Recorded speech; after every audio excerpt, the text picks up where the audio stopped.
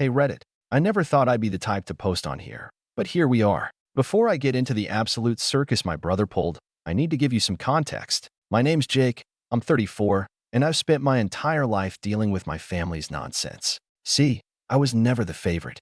That title has always belonged to my older brother, Ethan. Ethan could do no wrong in our parents' eyes. He got praised for every little thing. When he got average grades, they acted like he was the next Einstein. When he got his first job at some dead-end sales gig, they called him a business genius. Meanwhile, I could be acing my classes or landing scholarships, and all I'd get was a half-hearted, "That's nice, Jake." But did you hear Ethan got a promotion? No, don't get me wrong. I'm not bitter that my brother got attention. What bothers me is how he milked it for all it was worth. He figured out early that as long as he kept up the illusion of being successful, my parents would bend over backward to make sure he never struggled. And struggle, he did, just not in ways you'd expect. Ethan was never the hardworking type. He always had big ideas, but never followed through on any of them. He'd start a business and then let it crash. He'd move to a new city for an amazing opportunity and come back broke 6 months later. Every single time, my parents bailed him out. If I ever needed help, crickets. Luckily, I didn't need it. I worked my ass off, built a successful career, and now I'm in a really comfortable financial position. But you know what happens when you come from an entitled family and you finally make it? They start seeing you as their personal ATM. At first, it was small things. Mom and Dad would say, "Oh, Jake, since you're doing so well, could you help Ethan with rent this month?" Or Ethan would call me and drop hints like, "Man, I just need a little boost to get back on my feet." It's nothing to you, right? I shut that down fast. I have zero problem helping people who actually need it, but I refuse to fund Ethan's lifestyle. Every time I said no, they made me out to be the villain. "You're so selfish, Jake. Ethan's your brother. Don't you want him to succeed? You have more than enough money. What's a few thousand to you?" So I started distancing myself. I still saw them on holidays, but I stopped answering every call.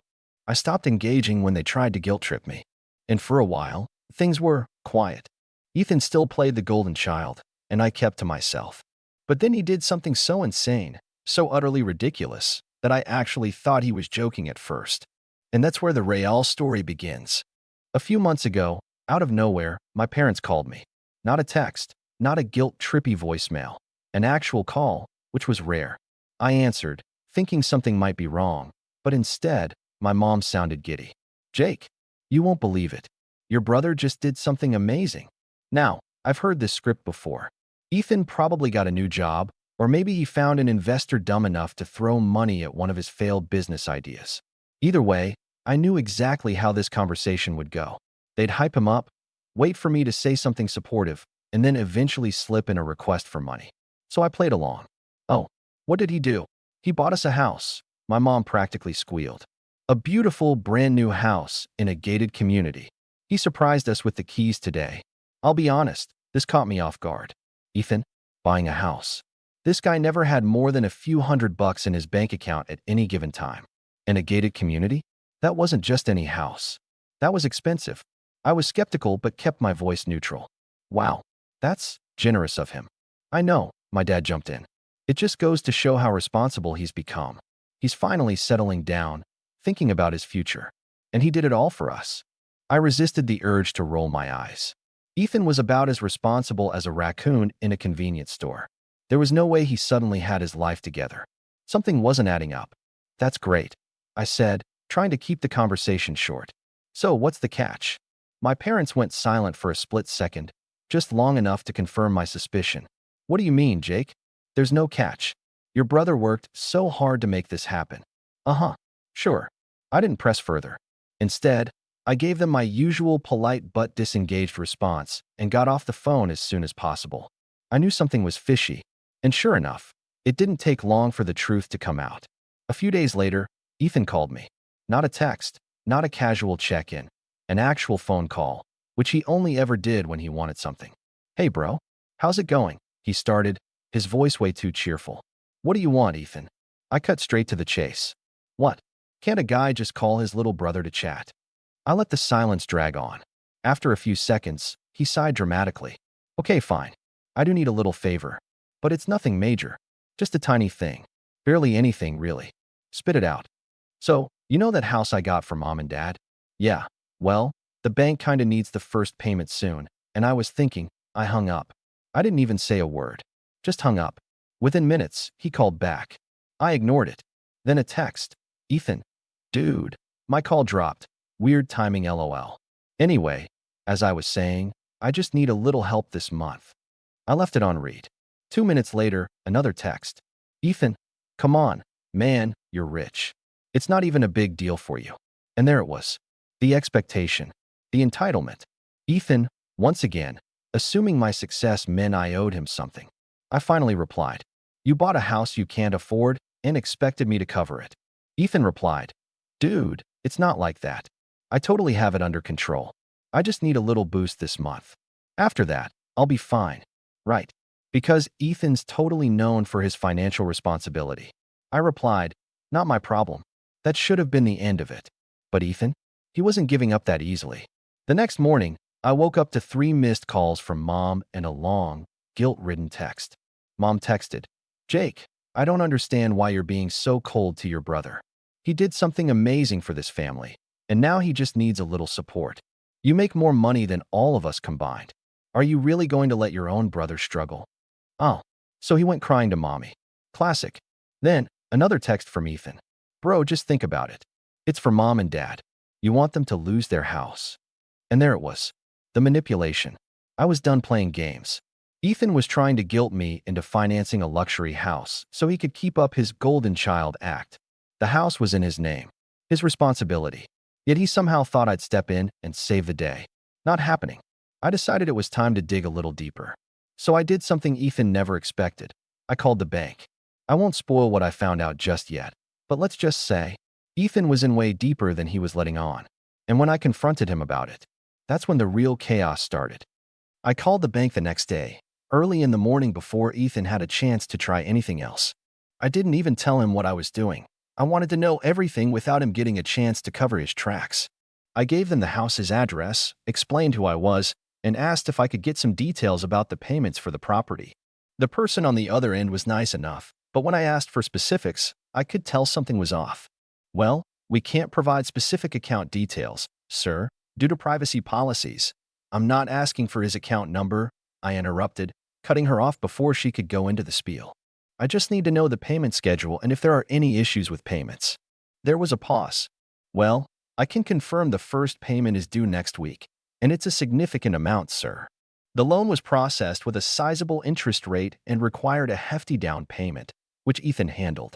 However, there are some concerns about the second payment. I felt my heart drop.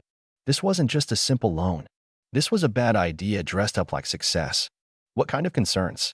I asked, my voice tight. Well, I'm afraid there's an issue with the credit history he submitted for the loan. It doesn't seem to match the usual criteria for this type of property, and as a result, we've sent him multiple reminders regarding his upcoming payment. I sat back in my chair, running my hand over my face. So Ethan had gotten the house, but now he was completely in over his head. He was in too deep, and he hadn't told my parents a thing. The worst part? He probably never planned on paying it off by himself. That's where I came in. I thanked the woman for her help, hung up, and sat in silence for a few minutes. I wasn't going to let him manipulate me into saving him this time. This wasn't about family loyalty or a brotherly bond anymore. It was about him treating me like his personal bank, and I wasn't going to stand for it. I wasn't sure how I'd confront him, but one thing was clear. I wasn't going to pay a dime. The next few days were tense. Ethan called a few times, but I ignored him. Then my parents started texting me. Jake, please, Ethan is just trying to do the right thing by the family. You know how much Mom and Dad would appreciate you helping him out. That one came from Dad. A few hours later, my mom texted too. Jake, you're making this so much harder than it has to be. Ethan worked so hard to get this house. Why can't you help him just a little? It's not like you'll even notice the money gone. The frustration was building inside me, but I kept my cool. I knew exactly where this was headed. They were going to side with Ethan no matter what. I wasn't going to let them guilt-trip me into enabling his poor decisions. He had made this mess. It was his problem to fix. Finally, after days of texts and calls, Ethan managed to catch me on the phone. I knew this was coming. He was persistent, after all. Jake, he said, his voice dripping with that familiar charm. Come on, bro. I need you here. You're literally the only person who can help me out right now. You know this house means everything to Mom and Dad. They've been raving about it nonstop, and now they're going to lose it because of this stupid loan. I stayed silent for a long moment, just letting the silence stretch out. Ethan, I said slowly, you're asking me to bail you out. Again. There was a pause, then he sighed heavily, like I was the one being unreasonable. You don't understand, Jake. I'm doing this for the family. You know that, right? I'm trying to give them everything they've ever wanted, and now you're telling me you can't help.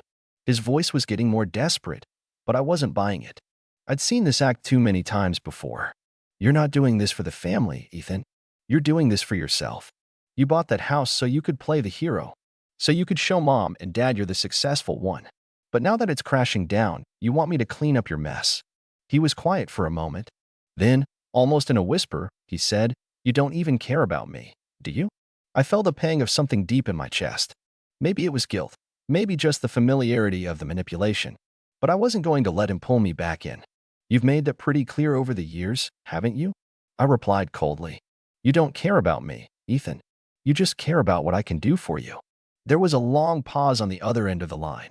I didn't think you'd be this guy, he finally muttered, his tone almost bitter. I guess I was wrong about you. Before I could respond, he hung up. I sat there, staring at my phone. I had finally reached my breaking point. The next morning, my parents called again. They weren't even trying to disguise their disappointment anymore. Jake, my dad started, his voice cold, you need to help your brother. This is your chance to show him you're there for him. He's not asking for much. Dad, I said, trying to keep my voice steady, he's asking for something that isn't mine to give. He made the decision to buy the house. He can figure out how to keep it. Jake, we're asking you to help, and you're refusing? After everything we've done for you.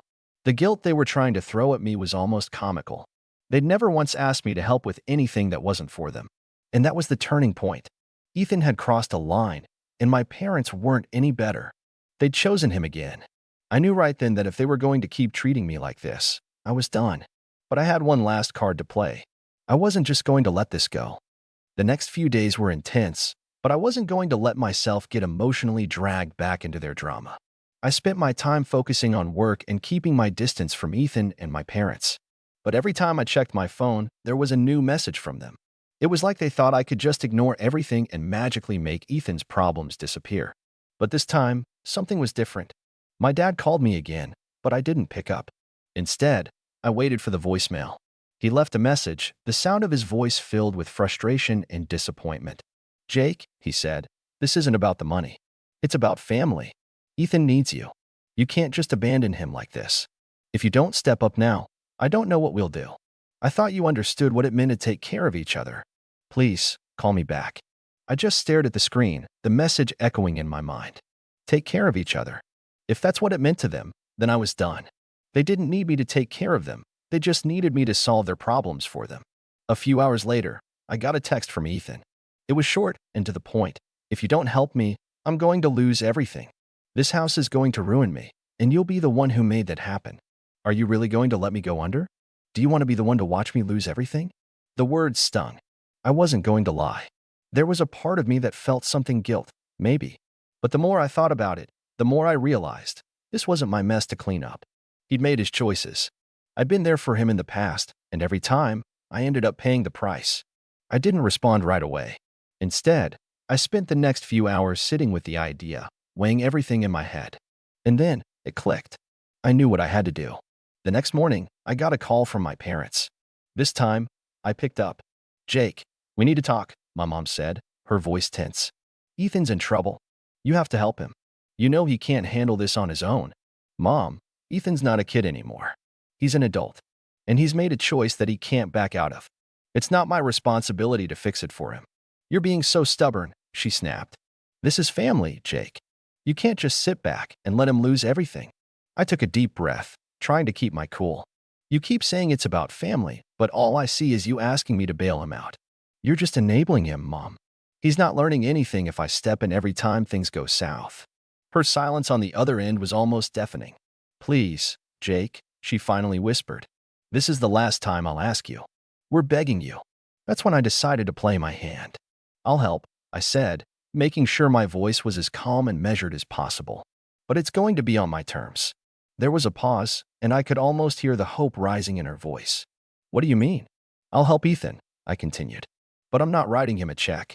I'm not paying his bills. What I will do is help him find a way to get out of the situation.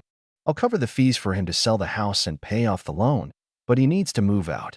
And I'm going to make sure he understands that if he ever pulls something like this again, I'm done. There was a long silence on the other end of the phone.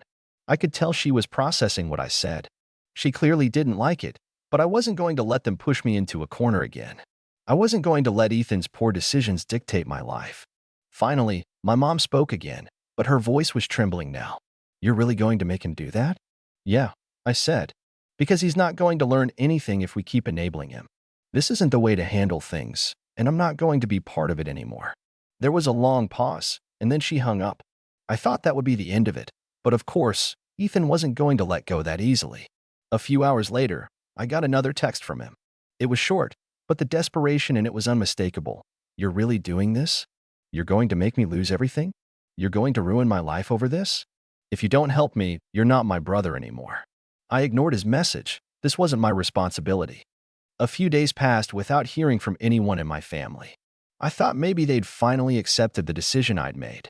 I was wrong. It all came to a head when my mom called me again. This time, there was no pretense, no niceties. She was furious, and her voice was tight with anger as she spoke. Jake, how could you do this to him?